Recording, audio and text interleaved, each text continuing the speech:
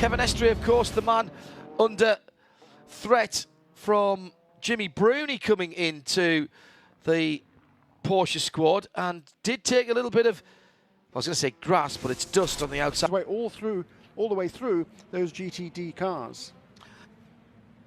Inspect cars on the fabled tarmac and concrete of Sebring. Yanni gets the power down early. The green flag is waved, and we are racing down towards the first corner. Slight gap before the GT cars come through. And it's clean for the start. It's a very clean start in. And the question is, was it cause or effect? Oh, it's a huge slide coming out onto the back straight. Yeah, I think and that was already flat. Yeah. Teammate. Now, just a few moments ago, down at their hairpin, little bit of contact between the 52 and the 10. And Ricky Taylor just having to back out of that side-to-side contact, and big oversteer moment from the 52 of Jose Gutierrez, who's now in the pit lane. Driver change. The 912 hits its marks, and Richie Leeds is getting into that car. Kevin Estre's job for now is done. 4 tires on that one and a whole lot of fuel. Shea Adam down in the pit lane. Jeremy Shaw, and again at the Mucker doing a bit of rally crossing. Got up alongside, there was a touch, the barest of touches. Dane Cameron in the red Wheeler Engineering car right in behind him. They try to go side by side, and there's again a touch as Fizzy goes for the Apex. Doesn't really give racing room there to the Ford. And that Ford GT, really tremendous battling going on down there at the sort of 4 brand new Continentals in fuel. Doesn't look like there's any sort of data acquisition. Max. And into the pit lane comes Eric Curran from the lead. Is he followed in by his teammate? Yes, he is. So the 5 and 31, or should I say? Because the safety crew is there, that we're going to, he'll have to make a visit, I think, to the infield care center. But he is talking to the crew. Well, we have got an onboard camera on that car, and there was absolutely no retardation at all as he tried to stand on the brakes. He knew to start with, Jeremy, yes, and then it seemed to stop. He tried to turn, realised it wasn't going to turn, and straightened up the wheels and aimed for the tyre barrier. Now, tyre barriers don't look sexy and technical, but banded tyre barriers with that rubberised, almost conveyor belt in front do a brilliant job of dissipating energy. And the front of that Mazda has done it's done a pretty good job of saving the front of that Mazda. It's deranged the nose. Fuel and tires on it and send him back out. I wonder if 1 or 2 people made a gamble with qualifying, the picks for qualifying tyres. I had heard that there was a potential that the Corvette, one of the 3 Corvette might change tyres, and also let's not forget that the number 4 car started at the back of the. In the 10 car, Van der Zande, Neil Jarney just a little bit further back as they come through the GT cars. And down into turn 17. But he's unable to find a way past him. Curran and Fittipaldi down into 7, and they made it for a moment 3 wide with, I think that was Don Yunt's 5. 51.4, 51.6 last time around for the 2 cars respectively. Oh, and a puncture on the left front for the BMW number 24. It's not been their day, has it? This is the car that's already been behind the wall. And the 24 car, now that's Tomczyk behind the wheel, and that car's just come out of the pits. That's on its out lap. Could not get the car out of the pit lane in time. Now, did Boris jump or was he pushed? It'll be a huge irony if it's a BMW that's nerfed him off. There's a long time association with BMW, with PTG, and it was. It's a 25 car. He was getting 3rd. So he was coming up behind. Oh, and in fact, he hit the 22. Hit the. Johannes van Overbeek has dived straight into the pits, and that was before the pits closed. I know. Was the 22 car slowing to come into the pits? I think it might have been. He was on an odd line. At 12 seconds, the gap between himself and Christian Mason. A spin for Eric Curran at turn 17. And he's right in the middle of the circuit on the exit of the track, or exit of the corner. That is a very odd place to spin. Wow, scary moment. Boris said coming down the inside, loses the car on the bumps, and yes, there was a touch. Now, Boris was right on the inside, and in fairness, the undulations sent the car much wider than I think he thought he was going to go. But nevertheless, that's a touch on Emmanuel Onassis there, which unsettled the car enough. Thank goodness Emmanuel got his foot on the middle pedal quick enough to pull that car up without it. Of that incident where where Miller tried to get to the inside of Andy Lally at turn 16 onto the Ullman Straight, had to clamber over the curbs. They lost a lot of momentum, and that enabled the Cadillac to Lowered back down, fuel still going on. A very anxious driver revving that Cadillac V8 to let it know that it wants to come back out. Away goes the 5 and Philippe Albuquerque. So out goes the number 15 in a cloud. Oh, just stretched that to 25 seconds now, and is pulling away. And oh, the Whelen Engineering racing car completely off the circuit to the Nick Heidfeld, as well as having fuel and tires. And Steven Simpson has gotten back into the number 85, replacing Misha Goikberg, as they also took on 4 fresh Continentals and fuel. And a very late decision it seemed for the place car, which is Steven Simpson at the wheel of that JDC Miller Motorsports entry. Just watching bits of debris there. Looks like something falling off the one of the 4 GTs. What's that bouncing around? That is a cover for something, isn't it? Filler on one side. It's not an awful situation for the 50 car. It was at turn 17. There was a spin from the Acura. That was the 86 car going around. Now, was that where Cooper picked up the damage by hitting the 86 car? No, he's completely on his own, isn't Dyer at the wheel of that. Wait. Is there a thud? There's not. So let's talk about Ford. The cars have been running very strongly. Problem for the 67 car at the start, but it's worked its way back into... Well, I mean, hey, what a brilliant job Ryan did yesterday there. He really nailed it. He had all sectors together. I missed out by turn 5. I was a little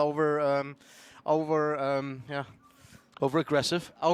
No, you know what? The track was... You know, I'm sure the rest have done the same as well, but we just focus on our own performance and, like I said, try to be there in the end. Good luck. Thank you. And remember, this is a guy who qualified under the stand. The last round of pit stop, he dropped 1 place during the round of pit stops and slipped then from 3rd place down to now the 5th position, and in danger of going back down at least 1 more place to the Porsche. On the balance, but it's a part of our job. My second stint was a lot easier than the first one. The first one was really hard. But anyway, we are still in the race. Everything went well. We have no contact. The car is running well. We have no alarm. Round. Nicky was turning into turn 1, the Corvette number 3 behind him, and right in the middle of the corner, the car just veers offline as if something broke on that car. Yeah. Something tips, although they are all digital now. Yes, I'm tape chimps perhaps, but younger than that. Let's have a quick word with John Edwards down at BMW, see if we can throw some light on what happened to Nicky Katzberg. He was talking on the radio, so we might be able to throw something at that. So first tells me that there was some discussion going on there. Oh, big run on at turn number 10 for the 912 Porsche. That's the one that's just had its shock absorber changed on the left rear.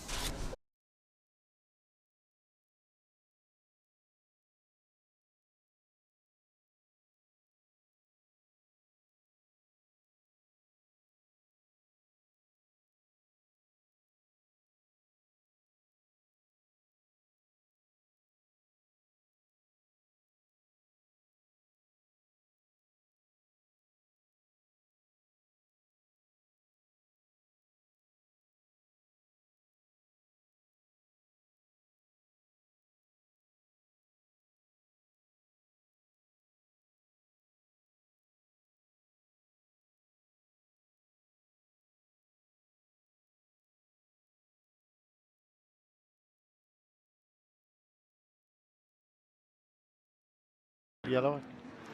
To see double yellows, I must say. I would like to see, well, double yellows are out. I would like to see people slowing down a bit more as well there, Jeremy.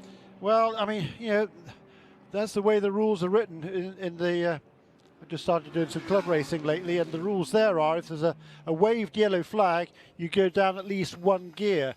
If there's a white and yellow flag, which denotes a safety car on a track, or a slow-moving vehicle, or a slow-moving vehicle, you go down 2 gears. I mean, it's a guideline, but the point is you slow down, and if not, you're going to get a penalty. And I kind of like that. I agree. It's a rule that. Jeremy, one of the reasons that we've had to have so many different rules at places like Le Mans, with slow zones and virtual safety cars and all of this, is because I'm afraid drivers have proved in the past that they can't be trusted to slow down when there's an incident.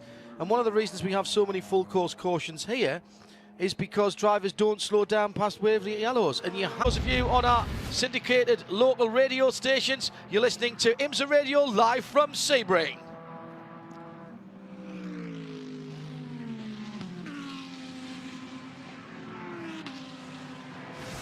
We speak. And we absolutely, I went and saw some of this happening, and it was an extraordinary thing to do, tested beyond what you would expect could be done from a tyre. It's just been introduced, but I have seen news of a promo on this tyre.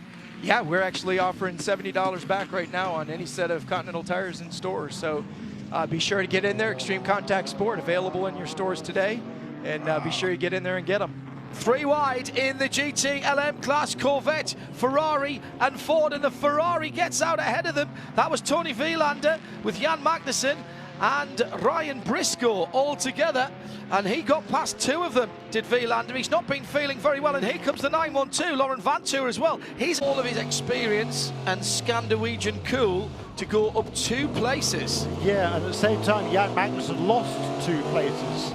So Ryan Briscoe stayed exactly where he was. Brilliant job by Vilander. As the 2 guys ahead of him were scrapping and trading paint, he says, hang on a minute, there's a bit of room down the outside in the booth or out in the track. And in fact, too much excitement for the Alex Job Racing number 23 car. That is Bill Sweedler behind the wheel of that car. He's had a quick loop, but he's got it pointing in the right direction, coming out of Tower Turn, and he's off the dirt and back on the... I know the Continental tyres make great off-road tyres, but really not what they're supposed to be doing with them right here. And there's suspension damage. Suspension damage to the left front. It's another left front suspension. Oh my goodness me. And I went off at 13, Tower Turn. Cressoni once again. Fire. Oops. Fire on the back of one of the prototype challenge cars. It's the Starworks machine in the pit lane. Shea Adam. Sorry, Shea. I thought you were there. And the fire continued. I think that's rubber debris in the back of that car rather than anything from ground out the results when the results were there. When the results weren't there, they took the points that were on offer. Yeah, that was good. Yeah. Well, here we go now towards the top of another hour. 8 o'clock coming. By the way, it's a $442 million satellite on the top of that rocket. So any mistakes there in a lap or 2, hand out of the door open, lights out. Now the pits are closed. We go to full course yellow. Now no, sorry, I'm wrong with the car, aren't I? Is that the number 5 car? Or was it It was indeed the 5 car. All serious looks at DPI, which I know you're not going to give any trade secrets away, but it is no secret, Jeremy, as the 31 car went straight on a moment or 2 ago and tried to take the old configuration of the hairpin. That's not good for those new tyres that's just been thrown on Dane Cameron's car. 44 minutes of intense concentration in the darkness on the bumps through the challenging corners of the Sebring International Raceway. This is why this race is revered by the drivers. Here comes Blake Molan down the inside into 17. My goodness, he was close to the wall on the right-hand side. Balzan too late in closing the door. And nice and early to make sure The Ferrari driver knew he was there, down in the fourth, down in third, didn't actually snatch sixth there in the Mercedes-Benz, even down the back straight. Green flag, hasn't it? True. True, they had a problem this morning, they had a fuel leak this morning. It's a brand new team. I mean, most of the people knew they weren't even at Daytona because Mark Simo was managing the team. As a team together, Sims has come in and done a great job. And the 2017 Mobile 1 12 Hours of Sebring, fueled by Fresh from Florida, will go to the 10 car. Ricky Taylor takes the maximum points. There's going to be a big celebration at Corvette tonight. I think we might have one or two cold ones, yeah. Very well earned. Thanks, Doug. Thank you, Shay. Oh, well, Richard Westbrook threw it away himself on the last lap, got up behind the Ferrari and spun it at turn 10.